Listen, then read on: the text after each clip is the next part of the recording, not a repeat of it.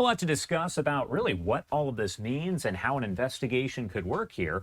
We do have Matthew Wiz Buckley, a retired Navy FA-18 fighter pilot, Top Gun grad, military defense expert, and founder of No Fallen Heroes Foundation. Thank you so much for taking the time to be here with us today. Good morning, Josh. Thanks for having me. I appreciate it. Of course. And first off, just want to get your overall reaction to this incident here as the information is coming in.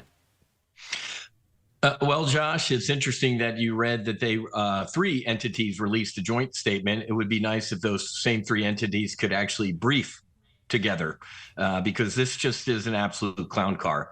It was bad enough what happened a couple weeks ago, but as you and I talked, I would have assumed they would have gotten into a room after that incident and debriefed and figured out what worked, what didn't, and come up with some new SOPs, standard operating procedures, or ROE, rules of engagement. But clearly, Josh, that didn't happen, because here we are again. Our Army Air Defense Battery shooting down a Custom and Border Patrol drone. This is, well, I was about to say it's a joke. It's not a joke. We really need to tighten up the ship here. I mean, harken back to 9/11, man. NORAD, the North American Air Defense, got caught a little sleepy that day. We have absolutely got to tighten this up, Josh, and I'm not happy this happened again. How does coordination, or really how should coordination work between all of these different agencies here? You mentioned it. We're talking about that joint statement from three different agencies about this one situation. How should that coordination have actually worked? Josh, in the military, we have spas, right? Not some $300 spa where you get a massage, but single points of accountability. There needs to be a spa. Is it NORAD? Who controls the airspace over the United States of America? It should be that. And then everybody channels up through them.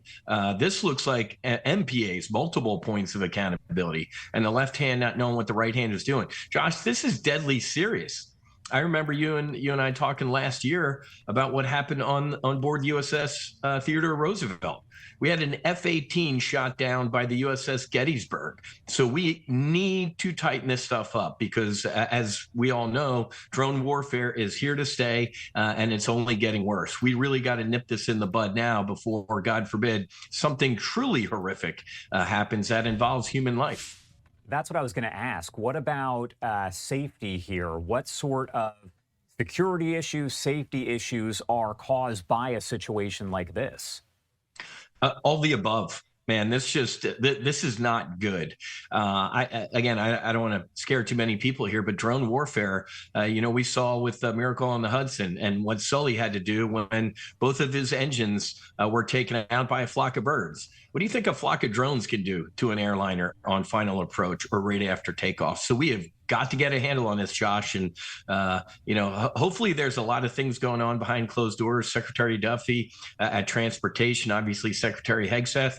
We need a meeting of the five families here. Get in a room, figure out who owns the air defense of the United States, because an Army battery shooting down Customs and Border Patrol drone is just an absolute clown car and train wreck, and this needs to stop. And this goes to what you were just talking about there, but how significant is it that the drone that is now shot down, I imagine that it doesn't work anymore, it's got to be destroyed at this point, that it belongs to CBP, the Customs and Border Protection? So, in a way, Josh, and I remember the movie and read the book Apollo 13, right? NASA called it a successful failure. Hey, we didn't make it to the moon, but the guys got back. Let's call this one a successful failure. Nobody got hurt. First of all, the Army, I guess, did their job shooting down what they didn't identify, and maybe it was Customs who were flying where they shouldn't have been flying. Either way, we got to debrief. When I do business consulting, Josh, 90 to 95% of the companies I work with don't debrief. Something bad happens or good happens, and they say, okay, let's go on to the next project.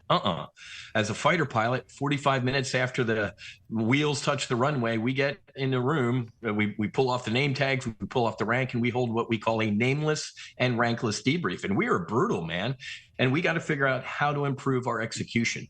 When we're shooting stuff down, Josh, especially over U.S. airspace, there ain't no room for mistakes. So the Secretary of Defense, Secretary of War, and obviously the Secretary of Transportation, and even HHS, Kristi Noem, you all need to get into a room right now in front of a whiteboard and figure out what's wrong here. Because I love talking to you, Josh. We don't need to be talking about this again, period.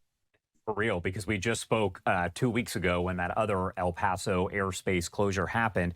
I'm not sure if you can speak to this, but we keep referring to this quote unquote laser that was used. Do we know anything about what that is, how it works? Josh, there's a lot of secret squirrel stuff out there. And we may or may not see it in the next 7 to 10 days, according to the president. We did hear some of this leak out a little bit as a result of the Maduro raid. We have Josh, direct energy weapons. We have lasers as well. So I'm pretty old. I got a little salt and pepper in my beard, and I guarantee you there's folks in windowless rooms. If you can dream it, somebody's trying to make it. So these weapons are incredibly capable, from what I know about and via open source stuff, incredibly capable to take out drone swarms. And I've even seen some of the Secret Service agents around the president, carrying these. It looks like a tuba case. Well, there ain't a tuba in there. These are usually direct energy or EMP weapons to be able to knock down a drone swarm. So we got to tighten this stuff up, Josh. We're simply not going back to the way things were. This is a very dangerous time in warfare, and especially with what's going on down in Mexico with these cartels. They're a little upset that the U.S. was involved in taking out one of their head honchos, and man, they might start to head north to start targeting Americans. And talking about the situation there, we heard during the Maduro raid, I believe that's the incident it was, where President Trump referred to one of the weapons as a discombobulator. It's something that we don't know anything about and probably won't know anything about maybe for a while or ever. All right, Wiz, thank you so much for taking the time to join us here and discuss all of this. Anything else that you want to add about anything before I let you go?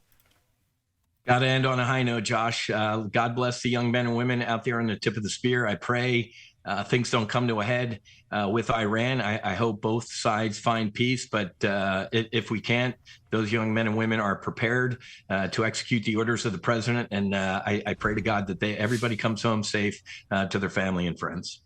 All right, Wiz, thank you again for being here with us. As always, we definitely appreciate it. We'll see you, Josh. Thanks.